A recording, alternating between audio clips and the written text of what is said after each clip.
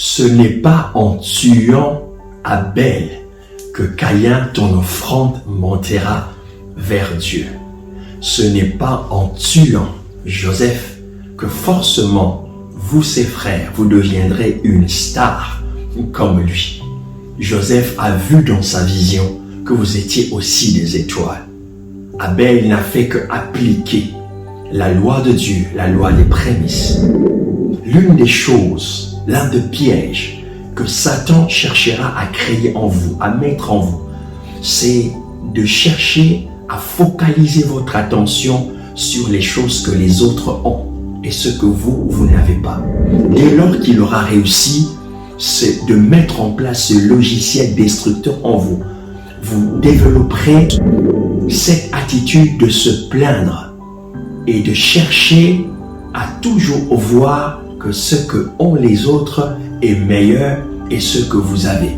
Vous croirez que en étant telle personne, en ayant telle chose, en ayant telle position, que vous serez en mesure d'accomplir efficacement votre destinée. Dieu, dans sa souveraineté et dans son bon vouloir, sans chercher à demander conseil à qui que ce soit, vous a doté de certaines choses qui sont peut-être en vous, mais que vous ignorez.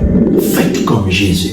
Jésus n'a pas cherché à faire comme les autres. Il a dit, je bâtirai mon église. Il y avait des églises, car le Jésus n'a pas inventé le mot église. Il existait, le mot église existait. Mais Jésus a dit, je bâtirai mon église, mon assemblée. Je la bâtirai de telle enseigne que les portes de l'enfer ne prévaudront point contre elle. C'est extraordinaire. Il n'y avait que 12 hommes et l'un d'eux était un traître. Mais cela ne l'a pas empêché de travailler et d'avoir de l'impact. Il n'a pas cherché à en avoir 20, il n'a pas cherché à en avoir 40, mais il s'est basé sur ce que Dieu lui avait donné. Chers amis, c'est un piège de l'ennemi de croire que vous devez être dans la position d'une autre personne pour être heureux et pour faire efficacement votre travail.